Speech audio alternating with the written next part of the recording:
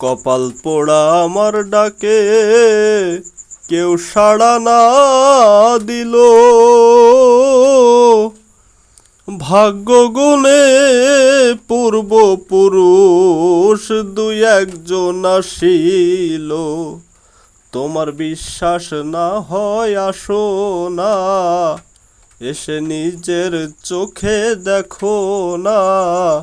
হৃদয় সিংহাসনে আমার, ও হৃদয় সিংহাসনে আমার বন্ধু বসেছে।